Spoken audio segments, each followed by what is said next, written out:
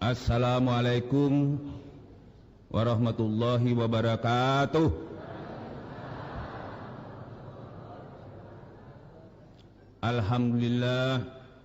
Alhamdulillahi rabbil alamin. Wassalatu wassalamu ala asrafil anbiya wal mursalin Sayyidina Muhammad wa ala alihi wa sahbihi ajma'in, amma ba'd.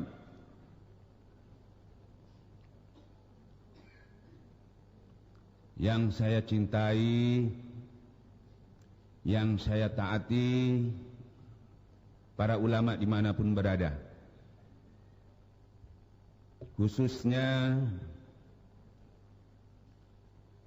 Guru Agung Pangersa Kiai Ahmad Soebul Fatajul Arifin radhiyallahu an.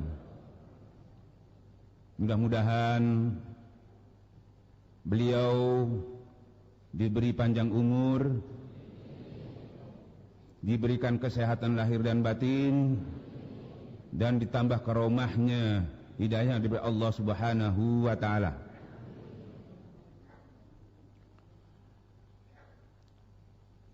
Juga yang terhormat kepada sesepuh, wakil talqin, para ustadz, ikhwan dan akhwat yang hadir dalam majelis yang berbahagia ini.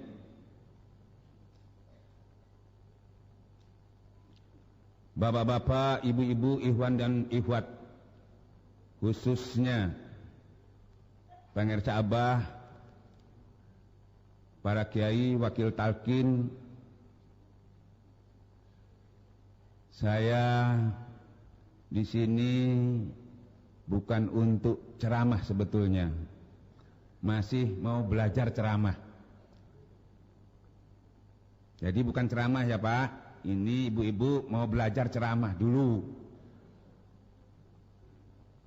Jadi kalau ada kurang-kurangnya, keliru-kelirunya yang namanya belajar, ya mohon dimaafkan. Khususnya kepada Pangersa Abah. Saya berdiri di sini untuk menyampaikan sedikit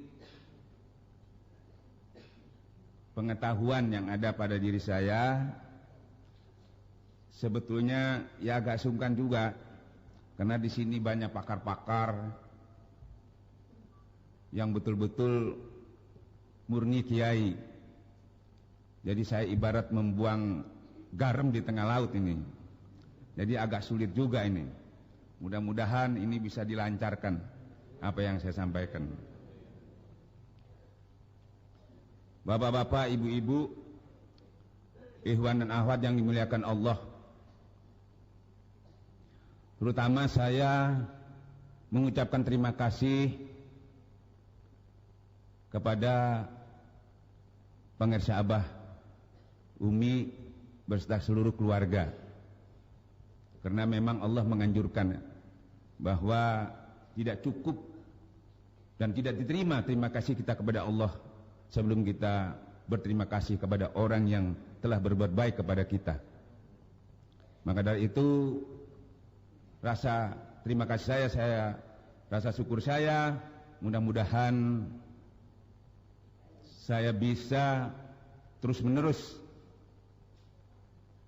menjadi khaddam Abah, berkhidmat kepada Abah sampai akhir hayat saya, dan mudah-mudahan seluruh keluarga dan anak-anak dan cucu-cucu saya nanti sampai yaumil kiamah.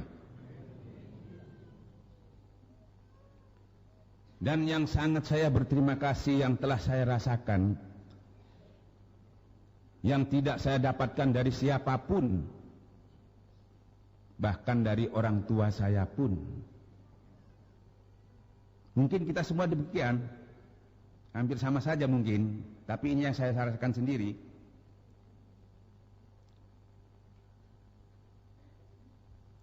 Bahwa Abah telah menolong saya, bahkan menolong kita semua. Yang dulunya kita ini, katakanlah tadi, menyimak daripada apa yang disampaikan Qori tadi, bahwa neraka jahanam itu disiapkan.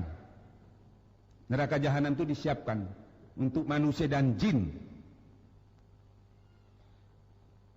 Dikarenakan mempunyai hati tidak dipergunakan, tidak dimanfaatkan untuk ingat kepada Allah Subhanahu wa taala. Mempunyai penglihatan juga tidak dipergunakan, tidak dimanfaatkan untuk melihat kebesaran-kebesaran Allah Subhanahu wa taala. Begitu juga kita mempunyai pendengaran, tapi pendengaran itu juga kita tidak manfaatkan untuk mendengar atau seruan daripada Allah Subhanahu wa taala. Bahkan tadi disampaikan di dalam Al-Quran bahwa orang yang demikian itu sudah termasuk binatang. Untung disebutkan kalau seorang muslim saya kira masih binatang ternak. Kalau bukan muslim mungkin sudah jadi binatang buas. Jadi kita atau saya pribadi termasuk dulu masih sebelum Ka'bah masih jadi binatang ternak. Bahkan mungkin lebih dari itu kata Allah. Kenapa? Karena termasuk orang-orang yang lalai.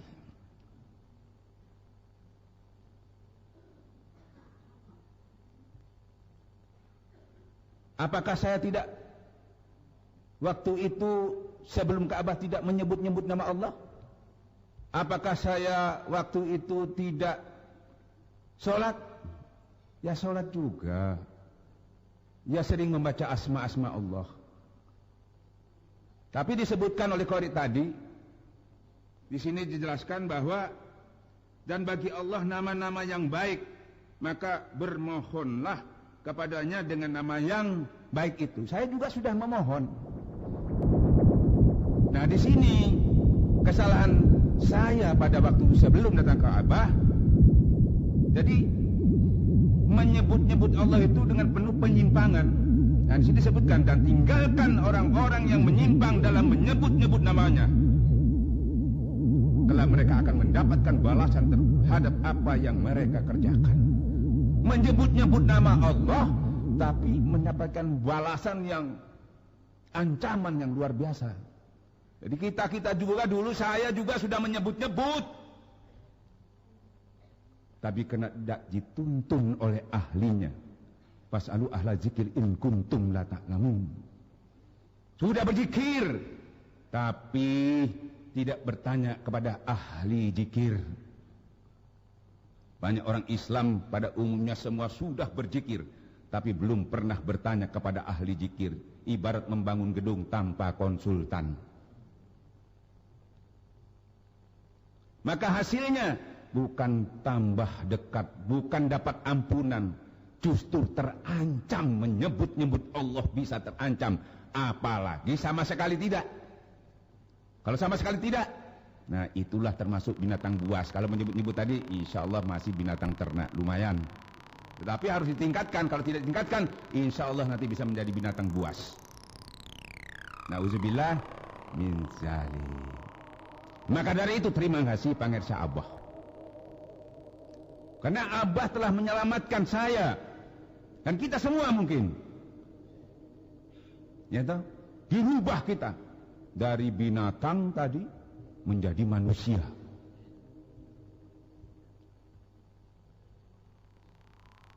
Jadi makanya Allah banyak memberikan satu jalan-jalan untuk manusia, untuk kita ini menjadi fitrah. Mungkin di dalam bulan puasa, 1 bulan kita puasa, insya Allah juga bisa menjadi fitrah, menjadi suci, bahkan menjadi manusia yang baik. Coba 1 bulan aja, 11 bulannya jadi binatang lagi. Kenapa? Hati kita yang tadi disebutkan, hati pendengaran penglihatan tadi tidak berfungsi. Jadi bulan puasa kita hanya mendapatkan jadi manusia itu cuma 1 bulan. Tapi 11 bulannya jadi binatang lagi. Alhamdulillah setelah bertemu dengan pengersa Abah, kita diberikan alat untuk memfungsikan pendengaran penglihatan kita tadi. Diberi sesuatu untuk bisa berfungsi alat-alat itu tadi. Selama tidak diberikan alat untuk memfungsikannya, tidak akan pernah kita menjadi manusia seutuhnya. Terima kasih pengersa Abah. Tetapi tetap saya sadari, karena semuanya itu melalui proses. Tidak begitu saja langsung jadi manusia. Mungkin saya juga sekarang sudah mengamalkan proses atau metode atau satu alat yang diberikan oleh pengersa Abah untuk saya proses kepada diri saya menjadi manusia. Mudah-mudahan istiqomah terus menerus, karena kemungkinan sekarang ya belum seutuhnya, mungkin masih separuh kambing seperti separuh manusia masih. Mungkin masih sampai kakinya, belum sampai ke perutnya. Nah, makanya dianjurkannya terus menerus istiqomah. Mudah-mudahan kita mati betul-betul dalam keadaan bentuk manusia yang seutuhnya. Bapak-bapak, ibu-ibu yang terima kasih pengersa Abah. Kira-kira kalau bapak-bapak, ibu-ibu semua tidak bertemu kepada pengersa Abah seperti yang dibacakan dalam Al-Quran itu, sanggup enggak? Bisa enggak? Siapa yang bisa? Cari kemanapun ya, dengan waktu yang sangat singkat, dengan waktu yang paling banyak 15 menit, kita sudah bisa memiliki, dengan ditalkin sudah bisa memiliki alat untuk kita yang jadi binatang tadi bisa menjadi manusia sangat efektif, luar biasa, yang tidak dimiliki majelis-majelis ya, lain kecuali Pondok Pesantren Suryalaya. Begitu mudahnya, begitu gampangnya. Yang sulit itu cuma kita. Mendekati Abah gampang, mendapatkan ilmu gampang dari Abah. Tetapi yang sulit itu kita. Karena banyak sekali informasi mendekatkan diri kepada Allah itu sulit. Tidak gampang, harus syariatnya dulu kuat. Padahal Abah sendiri itu mengajarkan kita itu syariatnya dulu. Walaupun kita di sini seakan-akan belajar torekat. Contohnya, pertama-tama yang harus kita ketahui bahwa kita sering mengaji, ya, semua kajian-kajian, entah itu di majelis taklim, entah itu di media massa, entah di TVRI dan sebagainya, banyak sudah kita menerima kajian-kajian. Dan kajian-kajian itu sebetulnya kalau dibandingkan dengan torekat, kajian yang torekat di sini, itu kita yang lebih mudah. Jadi terbalik kalau ada yang mengatakan orang belajar torekat itu sulit sekali. Dekat kepada Allah itu sulit sekali. Yang sulit itu kita, Pak, Bu, kita. Kalau Allah itu dengan kita berjalan saja, kata Allah, Allah itu sudah datang dengan berlari. Begitu mudahnya. Dengan kita datang kepada Allah membawa dosa yang sebesar langit dan bumi pun, Allah akan mengampuni sebesar langit dan bumi pun diampuni kita. Sebesar itu. Begitu mudahnya. Mau cari Tuhan mana yang lain lagi yang kita mau cari? Yang sulit kita. Masih banyak alasan. Tunggu nanti tua lah. Tunggu pensiun lah. Tunggu nanti anak-anak kalau sudah selesai semua sekolahnya baru mau dekat kepada Allah. Bahkan banyak yang serius belajar zikir ini atau ditalkin zikir ini sangat serius dan didukung oleh keluarga semua kalau sudah dia mau mati dalam keadaan sakratul maut baru mau ditalkin. Makanya saya sering kalau habis ceramah di mana-mana saya sampaikan, Pak, mau ditalkin sekarang boleh, pilih saja apa mau ditalkin, nanti kalau mau mati tinggal pilih aja. Sama-sama ditalkinnya. Tapi kebanyakan orang itu memilih nanti kalau sudah mau mati. Itu kalau ada yang menalkin untung, kalau nggak ada. Sudah ditalkin pun tidak bisa mengamalkannya.